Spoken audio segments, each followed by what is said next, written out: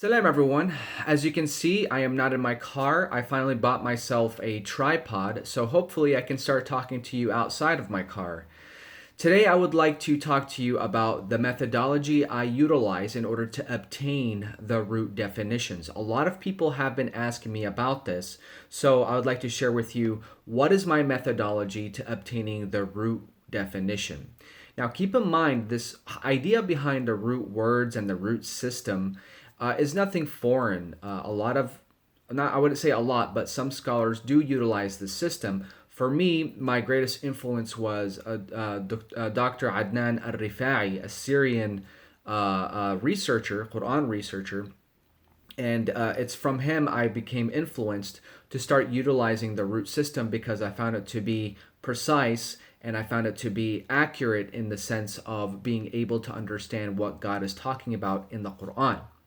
So it's nothing foreign. Now, just to kind of give you a brief understanding as to what is this whole idea behind the root words, every Arabic word has a root word. It comes from a root word. This root word is typically three letters. And it's from these three letters you have a single definition, okay? A single definition. And I call it a root definition, just to be precise. And from this root definition, we can build different forms of the word and create different renditions. Okay, so just to give you an example, and I have used this in the past because it's the easiest to understand, is the word jinn. Jinn comes from the root ja-na-na, jim nun nun. Okay, jim nun nun. The root definition for this word is something that is hidden, something that is covered, or something that is within something. Okay, so it's something that is hidden. Okay, that's what the root definition of jim nun nun jannana means. So when we build different forms of this word, there's going to be a different rendition, okay, but it will all revolve around that root definition. So we have jim nun nun, which means something that is hidden, something that is within. Then you have the form jannah, which refers to paradise or a dense garden. Now it's dense, so it's hidden. That's why it's called jannah. You have the form ajinna, unborn child. It's because it is hidden in the belly. You have majnun, or crazy, and it's called majnun because his sanity has been hidden. And you have jinn, the unseen or hidden creatures or beings. So as you can see, you have different renditions using different forms of the term, but they all revolve around that single root definition. So that's how the root system works. Let me give you another example. The Arabic word shajara means tree. But if you change the form to tashajur, which means to fight, they both come, shajara and tashajur, come from the same root, which is shajara. Shajara, the root definition is a thing that clashes with something else. So a tree is called shajara because its branches and leaves clash against each other, and tashajur is to fight or to clash against each other. So that's how the root definition system works. And so this is the system that I utilize when I approach studying Quranic terms because it's precise. It helps us understand why is God choosing this particular term versus any other term. So it's important to have the understanding of the meaning of the term. So anyway, so here's my methodology, and keep in mind it's not elaborate, it's not crazy, it's not complicated. It's fairly simple and straightforward. You just need to study it. That's basically what happens. So my methodology is ultimately twofold, I should say.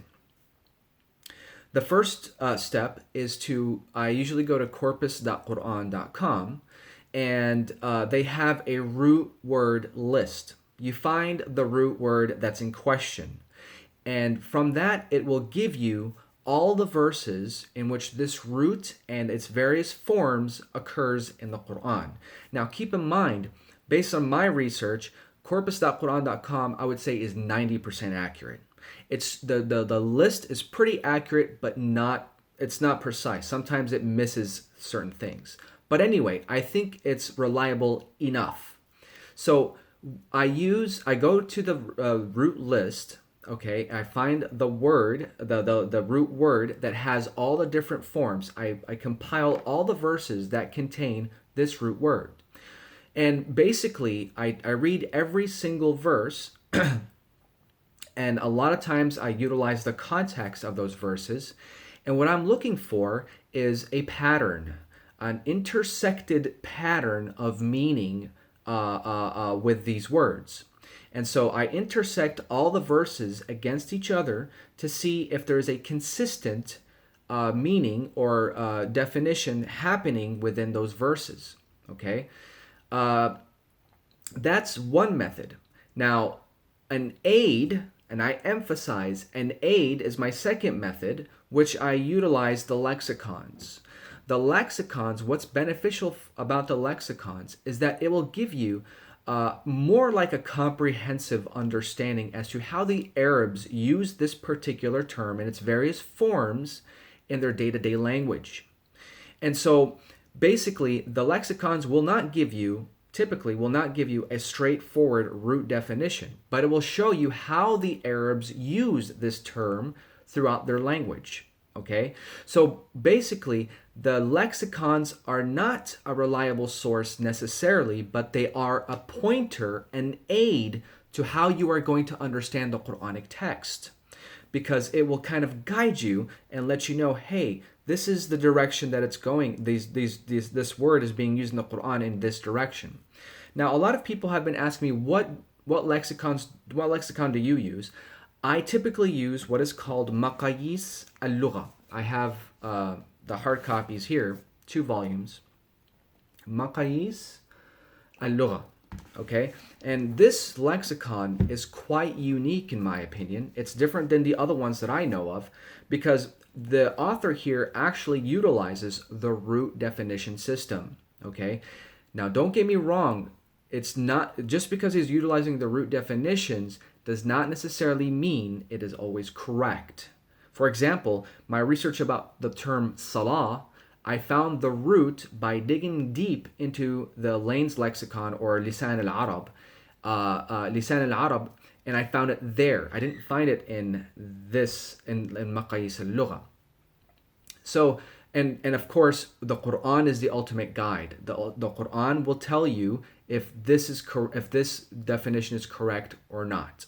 So anyway, but I use this in the vast majority of my research because he utilizes the same system, and although it may not be always accurate, in the vast majority of times it is accurate in the sense that it's a good pointer to what the Quran is showing. So that's what I do. I compile all the verses of that the root word occurs in the Quran. I cross-reference them against each other to see an intersected definition within those words, and I use the lexicons as a guide or a pointer to kind of give me an idea as to what this definition refers to in the Quran. So it's just basically those 2 methods, and that is basically how I do most of my research from the Quran.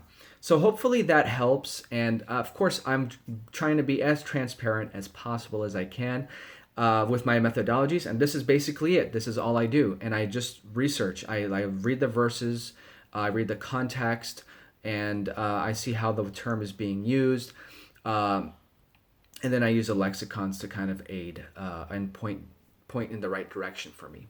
So that's basically my method. And keep in mind, in most of my PowerPoint presentations, I think in the later ones, I have always referenced and cited where I obtained this information. And a lot of times you're going to see that it refers to this particular book. Now, Maqayis al-Lugha, I don't know if it exists in English. A lot of people have been asking me if there's an English copy of it. I don't know. I've looked, but I couldn't find any.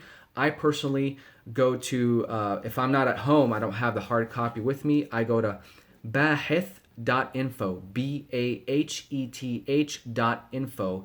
It has 6 different lexicons. Maqayis al-Lugha is one of them, and it's in Arabic. So I don't know. I don't, unfortunately, I can't help a lot of people if it's about the language barrier. And as a side note, some people have been asking me what translation I recommend as far as an English translation, and I always respond by saying, unfortunately, I can't help you there either. I personally read the Quran in Arabic. Because I understand the Arabic, I am fluent in the language, so I read the Arabic. I read the Arabic Quran. So it's difficult for me. Haven't read any translations. Excuse me. I haven't read any translations that I found to be absolutely reliable. I usually, when in my videos, I usually use the monotheist group translation just because I found it to be, I guess, the most neutral. But again, I also modify a lot of the verses that I quote.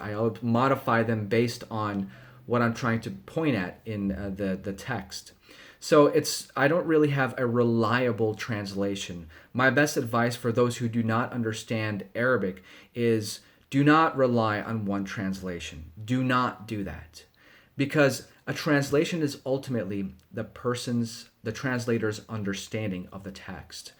And so it doesn't make sense that you're just relying on one person. For a long time, I used Rashad Khalifa's translation just because it was very simple. But when I started reading the Arabic Quran, I noticed that there was a lot of errors and a lot of it's not precise, basically. So it's not word for word.